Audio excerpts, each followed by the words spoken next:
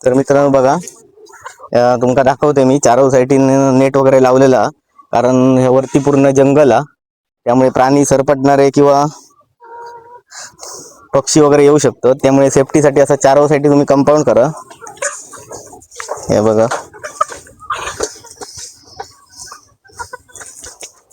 आणि याच्या आतमध्ये सगळी कोंबडी आहेत, दिवसभर अशी पूर्ण बाहेर असतात आणि नंतर रात्री त्यांना आतमध्ये ठेवलं जातं. लाईटीची व्यवस्था वगैरे तिने आतमध्ये चांगल्या प्रकारे केली आहे. नवीनच त्याची सुरुवात आहे, पण चांगला गावात राहून स्वतःचा काहीतरी व्यवसाय करणं केला ना तिने. सपोर्ट करा मित्रांनो. हे बघा, चारवसाठी असं माशाचा झाड आहे, बघू शकतात. म्हणजे त्याच्या आतमध्ये तसा कोण जाऊ शकत नाही, आणि आतमध्ये पत्र्याची वगैरे शेड काढलेली आहे. हे बघा, वरती पत्रे आहेत आणि खाली कोबई केलेलो आणि सगळे आतमध्ये कोंबडी. तर तू ह्यो व्यवसाय चालू केलं ते का कोणकोणत्या वस्तूची गरज लागली, काय सांगू शकतोस तू? सुरुवातीक ह्याच्यासाठी शेड इम्पॉर्टंट असा. शेड असली तर साधारण 100 कोंबड्यांका 10 बाय 10ची शेड लागता, तर 100 स्क्वेअर फीटची. आणि त्यासाठी कंपाऊंड असला तर मुक्त संचार होता. कंपाऊंड हे आपले कोंबडी बाहेर जातील म्हणून नाही, तर बाहेरून काहीतरी मुंगूस, साप आतमध्ये येऊ नये, आणि मोठे घार वगैरे जे पक्षी असत ते आतमध्ये येऊन पिल्ला असताना खाऊ नये, किंवा मुंगूस वगैरे हे मोठ्या अंका येऊन मारतात. तर त्याच्यासाठी हे कंपाऊंड ह्या खूप आवश्यक असा. शिवाय त्यांच्या फिडिंगसाठी भांडी, पाण्यासाठी भांडी ही पण आवश्यक असेल. आणि नोकरी सांभाळून तू व्यवसाय, नोकरी आणि व्यवसाय तू दोन्ही सांभाळतो, आणि त्याला वेळ कसं देतस तू, काय सांगू शकतो? हा, ह्यात प्रामुख्याने कुटुंबाचा आधार खूप मोठा असा. माझ्या जेव्हा नोकरीजवळ टाइम चालू असता तेव्हा आई, बायको, पप्पा ते येऊन यांच्या खाण्याचा वगैरे किंवा बाकी काय असत तर बघतात, आणि बाकी माका सुट्टी झाली की नंतर मी यांचा बघते सगळं. कोंबड्यांना वगैरे रोज काय खाद्य घालूचं लागतं, काय सांग त्याच्याबद्दल? हे कावेरी जातीची कोंबडी असल्यामुळे ह्यांका काही जरी घातला तरी चालतं. आपण गहू, तांदूळ, मको त्याचा भरडो केलेलो असतात तो देतोय.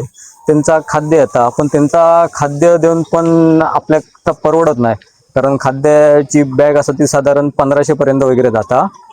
त्यापेक्षा आपले गहू वगैरे 15 रुपये 20 रुपये किलोन भेटतं, ते घालून आपल्या व्यवस्थित त्याचं संगोपन करू घेता. आणि दिवसातून किती वेळा यांका घालूचं लागतं वगैरे खाद्य?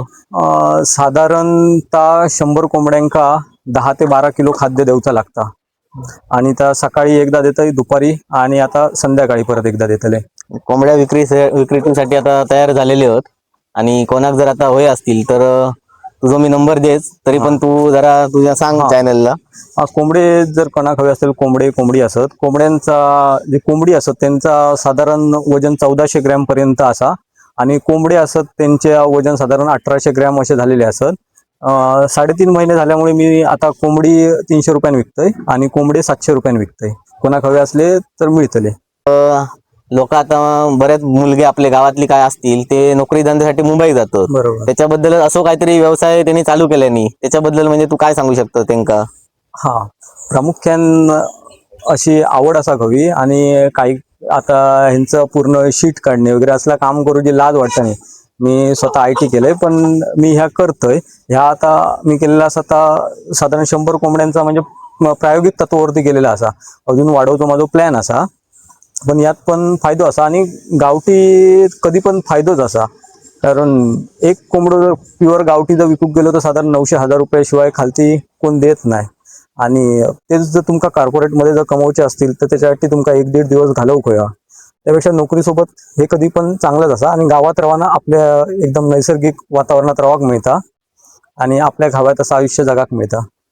धन्यवाद, चांगली माहिती दिली. आणि माझ्या चॅनलतर्फे मी सगळ्यांना एक विनंती करतोय, आपलं मित्र संकेत पाटील आणि मराठी माणूस आणि आपलं खास कोकणी माणूस पुढे जाता त्याका सपोर्ट करा नक्कीच. मी त्याचा नंबर तुमका देतोयच, आणि उत्तम दर्जाचे त्याच्याकडे कोंबडी आहेत, आणि आम्ही पण टेस्ट करून बघितलेली आहे. तुम्ही आता 10% सगळे येतात तेव्हा तुम्ही त्याच्याशी संपर्क करा आणि तुम्ही कोंबडी आणि घेऊन जावा. धन्यवाद.